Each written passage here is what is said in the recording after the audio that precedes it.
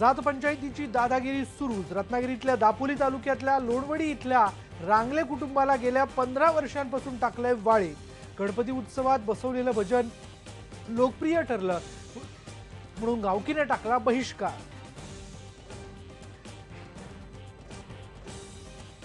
राष्ट्रवादीनं पक्ष संघटनेच्या जबाबदारीतून गणेश नाईकांना वगळलं।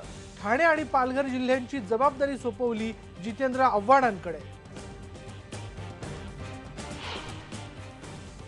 त्यांच्याशी काही त्यांचे तडजोड झालेलं आहे आणि त्यांना फायदा देण्यासाठी हे निर्णय करण्यात आलेले आहे।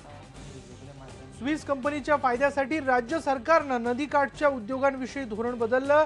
राष्ट्रवादी काँग्रेसचा आरोप, मुख्यमंत्र्यांनी खुलासा करण्याची केली मागणी। मसुदा तयार केलेला आहे किंवा त्याला मान्यता दिलेली आहे असं म्हणतो आपण, तो प्रसिद्ध करा ना। गोदावरी खोऱ्यातलं पाणी गुजरातला देण्यासंदर्भात राज्य सरकारने केला छुपा करार। विरोधी पक्षनेते राधाकृष्ण विखे पाटील यांचा घणाघाती आरोप। महाराष्ट्र आणि गुजरात मधल्या पाणी वाटपाचा करार जनतेसमोर उघड करण्याची केली मागणी।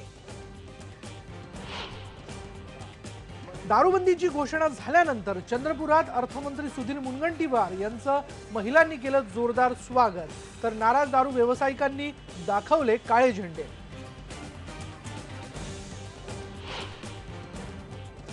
नागपूरमध्ये टोल नाके बंद करण्यासाठी आंदोलन। भाजपच्या विधान परिषदेच्या आमदार शोभाताई फडणवीस यांच्या नेतृत्वाखाली बोरखेडी मनसर रस्त्यावर आंदोलन। पंतप्रधान नरेंद्र मोदी येणार बारामतीत। येत्या 14 फेब्रुवारीला शरद पवारांच्या विद्या विकास प्रतिष्ठानच्या कार्यक्रमाला लावणार हजेरी।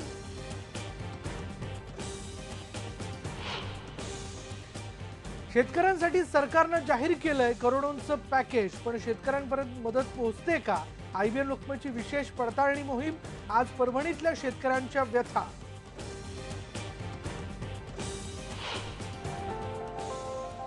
आणि पुणे जिल्ह्यातल्या मावळमधल्या बॉब प्रायमरी इंटरनॅशनल स्कूलमध्ये विद्यार्थ्यांच्या पाठीवर आता दप्तराचं ओझंच नाही, हसत खेळत शिक्षण देण्यासाठी शाळेची धडपड।